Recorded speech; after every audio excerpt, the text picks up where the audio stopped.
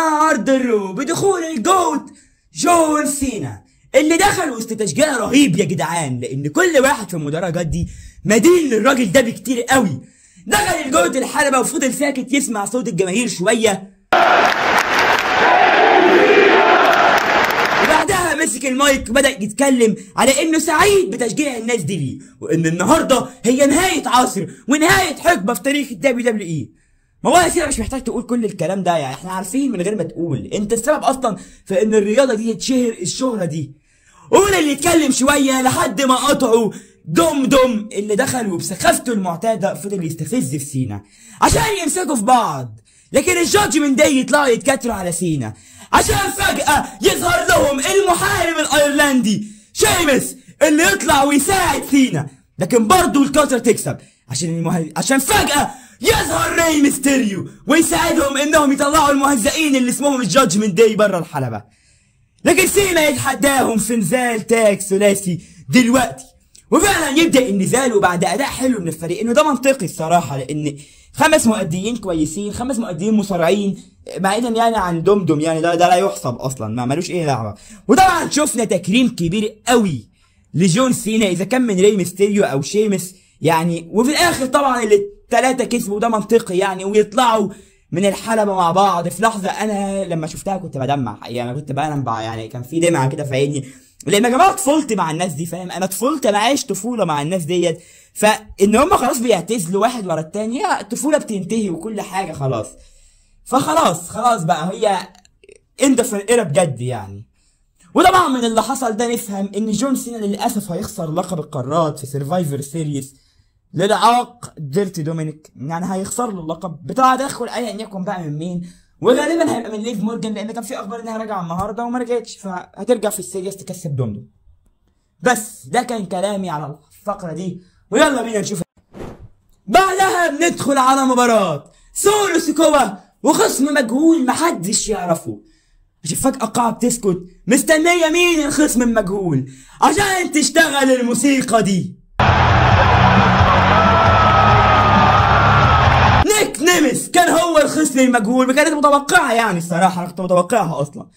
طبعا أنا بحب زيجلر جدا يعني، وموهبة كبيرة قوي بالدبليو دبليو إي ضيعتها من إيدها حرفيا، وفعلا قدر يقدم ماتش حلو جدا مع سولو بتاعه هو طبعا، مش بتاع بالعاهه اللي اسمه سولو، لكن طبعا لازم مصارع الدبليو دبليو اي يكسب، فطبعا سولو كسب يعني، ما اعرفش ليه كسب والله، بس طبعا ده بيبين ان زيجلر جاي للماتش ده بس وتكريم لسينا، ومش جاي يعني يكمل مع الاتحاد، فكان منطقي انه لازم هيكسبوا سولو يعني.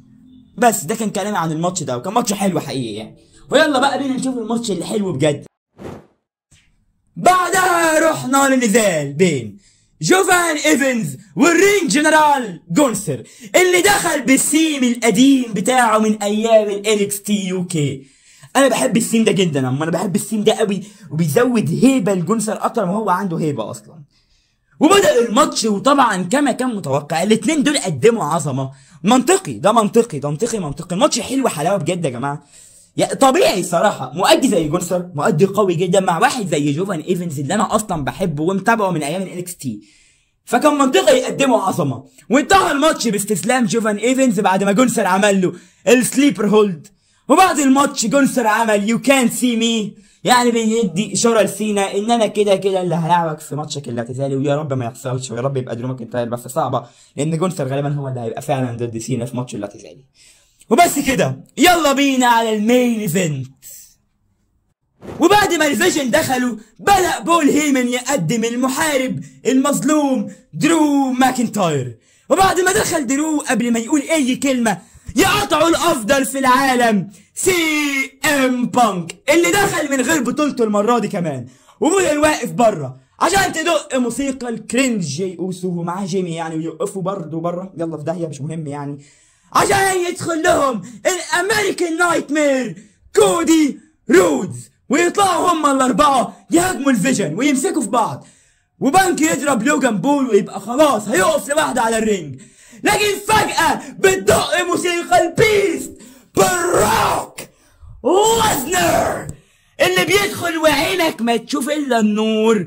فيس اوف مع بانك بينتهي بدشملة بانك، ثم فيس اوف مع كودي بينتهي بدشملة كودي برضو، عشان يبقى هيقف لوحده والعرض بيقفل، لكن بتدق موسيقى الزعيم رومان رينز اللي راجع خاسس جدا، لكنه بيدخل يعمل فيس اوف مع بروك ليزنر لأول مرة من سامر سلام 2023، وبيعمل له سوبرمان بانش يخرج بيها ليزنر من الحلبة، ويجي الامن يحوش بينهم ويمنعهم ينزلوا لبعض عشان رومان يلف الحلبة كلها ويعمل سبير على الباريكيد لبرونسون ريد ينهي بيها عرض الرو.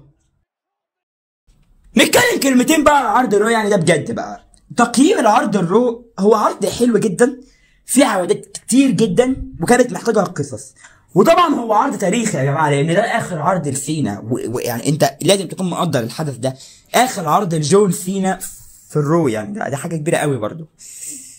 لكن في كذا حاجه يعني بوظت العرض ده، اولهم ان سينا ما لعبش ماتش فردي. انا كنت عايز سينا يلعب ماتش فردي، يعني لانك اخر عرض لسينا كان نفسي يلعب ماتش فردي. كان نفسي التوقع اللي قاله كابتن محمد الحلبي اللي هو انه اوبا فيمي يخش يلاعب سينا على القارات في اوبن تشالنج، كان نفسي يحصل بس يعني ما حصلش.